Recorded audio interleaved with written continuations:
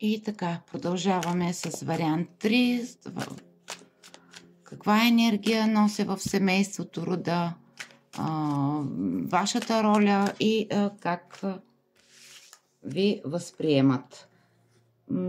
Моята препоръка е да разгледате и трите варианта и този, който най-добре резонира с вас, значи той е за вас.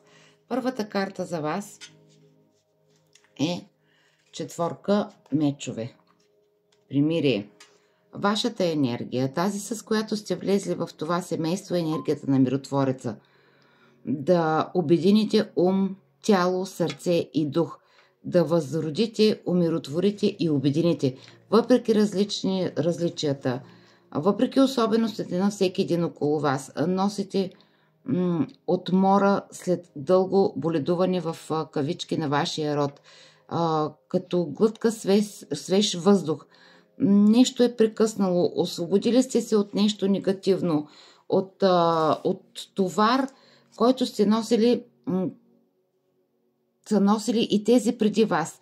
Ролята ви е да върнете наистина важното и същественото в рода и в семейството. Не оставяйте емоциите да определят вашите действия, както е било до сега. Научете и роднините си на това. Връщате здравия смисъл, карайки ги да осъзнаят разликата между постоянното и преходното.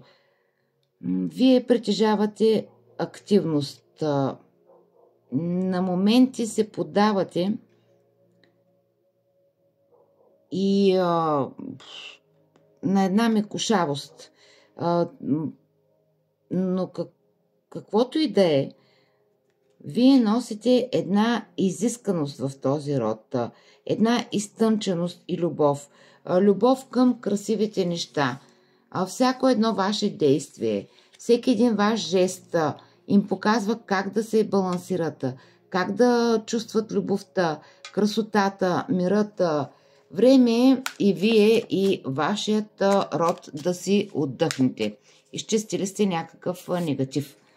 Следващата карта за вас е синът на жезлите. По-скоро показва как ви възприемат. Вие сте тези, които обичат и ценят живота. Умеете да изпълвате с възторг. Благодарение на вашата интелигентност, вашето светоусещане, вдъхвате живот, лекота, свобода и кораж на тези около вас. Без предварителни планове, без да определяте посоката, просто се движите напред, радвайки се на живота си и на енергията на младостта, която вие притежавате. Вие, независимо на колко години сте, вие носите тази енергия на младостта, на жизнеността. Вие сте човек на промените, на вътрешните промени най-вече. Отворени сте към предизвикателствата на живота, оптимизъм и лекота. Това носите и това усещат хората около вас. Вас не могат да ви пропуснат, не могат да не ви забележат. Вие сте естествени, магнетични. Когато се налага да взимате бързи решения, вие ги взимате без да се замислите и продължавате напред, без да се оглеждате назад. Едно отлично качество. Следващата карта за вас, вариант 3, е Асо жезли. Вие сте тези, които носят ново начало за вас, семейството и родът ви. Браво! Силни, чувствени, носещи топлина, страст, светлина в душите на другите.